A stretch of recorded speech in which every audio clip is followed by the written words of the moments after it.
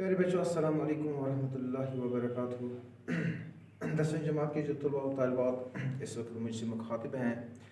میری ان سے یہ مؤدبانہ گزارش ہے کہ وہ اپنی درس کتاب بہارستان اردو میں جو ہمارے غزل و شاعر شاد عظیم آبادی ہیں، ان کی جو پہلی غزل ہے اپنے سامنے رکھے اور اس غزل کو سمجھنے کی ہم کوشش کریں گے۔ پہلا ہی شعر جو ہے: تمناؤں میں الجھایا گیا ہوں، کھلونے دے کے بہلایا گیا ہوں۔ یہاں پر شاعر نے ایک حقیقت کی طرف اشارہ کرتے ہوئے ہمیں سمجھانے کی کوشش کی ہے۔ تمناؤں میں الجھایا گیا ہوں، یہ جو زندگی ہے، زندگی میں انسان کو بہت سارے تمنائیں ہوتی ہیں، بہت سارے آرزویں ہوتے ہیں، اور ان آرزوؤں میں، ان تمناؤں میں وہ الجھا رہتا ہے۔ ٹھیک اسی طرح کس طرح کھلونے دے کے بہلایا گیا ہوں، جس طرح بچہ کھلونے کے ساتھ اس کا دل بہل جاتا ہے، لیکن جب اس کی نظر دوسرے کھلونے پہ پڑتی ہے، پہلا کھلونا وہاں پہ چھوڑتا ہے اور دوسرے کھلونے پہ جھپٹ پڑتا ہے،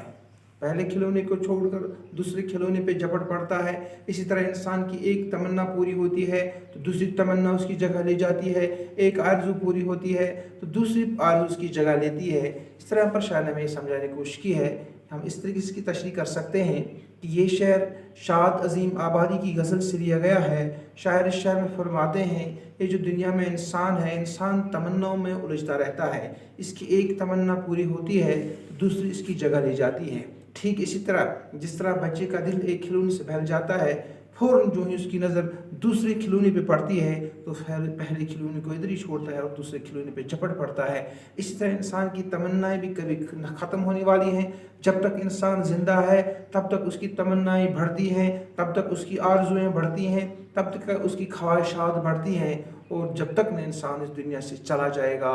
اور تب تک اس کی آرزویں ختم نہیں ہوں گی۔ دوسرا شعر: ہوں اس کوچے کے ہر ذرے سے آگاہ، ادھر سے مدتوں آیا گیا ہوں۔ یہاں پر شاعر نے ایک حقیقت کی طرف اشارہ کرتے ہوئے فرمایا ہے، یہاں پر اولاد آدم، حضرت آدم علیہ السلام کی طرف یہاں پر اس نے اشارہ کیا ہے کہ یہاں پر اس نے بہت سے بنی آدم جو ہے، اولاد آدم جو ہے، بہت سا عرصہ گزرا ہے اس کو اس دنیا میں آتے ہوئے، اس لیے وہ اس دنیا کے ہر ایک ذرے ذرے سے آگاہ ہے، اس دنیا کے کوچے کوچے سے آگاہ ہے۔ یہ جو انسان ہے بہت پہلے ہی اس دنیا میں اس نے قدم رکھا ہے، اس لیے وہ دنیا کی تمام چیزوں کو اچھی طرح سے جانتا ہے کہ دنیا کسی کی ہمیشہ رہنے والی نہیں ہے۔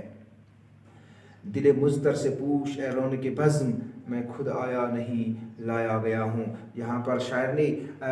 انسان کی لاچاری، انسان کی بے بسی کا ذکر کرتے ہوئے فرمایا ہے، یہ انسان اتنا بے بس ہے، اس کو معلوم ہی نہیں ہے اس کو یہاں پہ کس نے لایا ہے۔ یعنی ہمیں اللہ تعالیٰ نے یہاں پہ اس دنیا میں بنایا ہے، ہمیں اللہ تعالیٰ نے اس دنیا میں لایا ہے، انسان کو معلوم ہی نہیں ہے کہ مجھے اس دنیا میں کیوں لایا تو گیا ہے، وہ خود تو نہیں آیا بلکہ اس کو یہاں پہ لایا گیا ہے، اور جب وہ اس دنیا سے چلا جائے گا وہ خود نہیں چلا جائے گا بلکہ اس کو اٹھا لیا جائے گا۔ یعنی انسان بے بس ہے، نہ وہ آنے کا، اس کو اپنے تحت آنے کا بھی محتاج ہے اور جانے کا بھی محتاج ہے۔ انسان اتنا بے بس ہے، اس لیے انسان کو کسی بھی چیز پر ناز نہیں کرنا چاہیے، فخر نہیں کرنا چاہیے، گھمنڈ نہیں کرنا چاہیے۔ چوتھا شعر ہے: نہ تھا میں معتقد اعجاز مئی کا،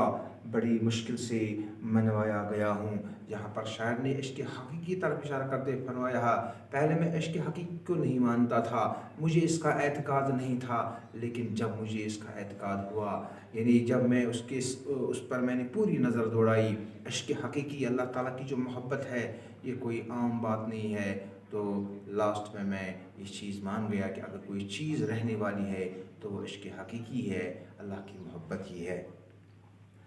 کجا میں اور کجا اے شاد دنیا، کہاں سے کس جگہ لایا گیا ہوں۔ مقطع میں بھی شاعر نے حضرت آدم علیہ السلام